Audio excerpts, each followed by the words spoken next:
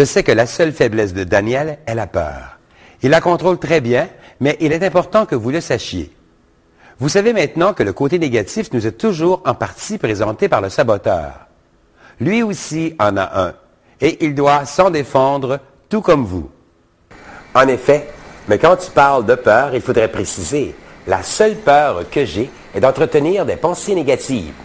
Évidemment, j'en ai comme vous, mais sachant depuis longtemps que mes pensées constructives sont extrêmement puissantes, mes pensées négatives le sont tout autant. Comment fais-tu pour toujours être attentif à ton mécanisme de pensée? C'est une question d'habitude. Il s'agit d'un réflexe instantané. En plusieurs situations, on réagit sans même réfléchir.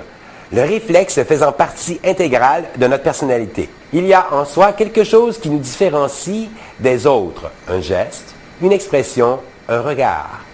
Ceci devient une habitude, soit à force de répétition volontaire, ou soit encore sur l'influence d'une personne de notre entourage. Pour dominer ces pensées négatives, il faut s'assurer d'en avoir le parfait contrôle.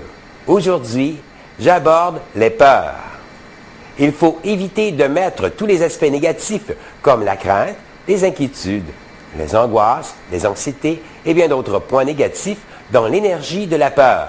Quand je parle des peurs, je parle des peurs phobiques, les peurs que vous connaissez, les peurs que vous vivez, comme la peur de la solitude, de la circulation intense, des orages électriques, la peur d'avoir peur.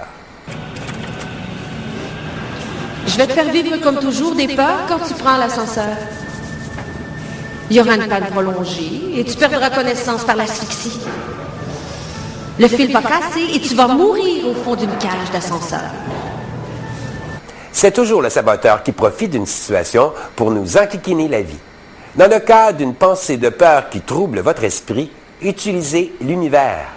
Dites par exemple, univers infini, je suis divinement protégé et j'arrive à destination en toute sécurité. Peut-on faire la même formulation pour quelqu'un qui a peur de prendre l'avion ou tout autre moyen de transport? Absolument. On pourrait aussi formuler autrement. Comment fait-on? Je veux bien toujours répondre à tes questions, mais il te faudrait prendre l'initiative. Premièrement, tu connais les règles et les lois de l'univers, et deuxièmement, c'est ton saboteur qui refait des siennes. Comme exercice du jour, préparez une formule concernant un déplacement en avion, même si vous n'avez pas peur, cela servira de pratique pour d'autres occasions. Bon voyage!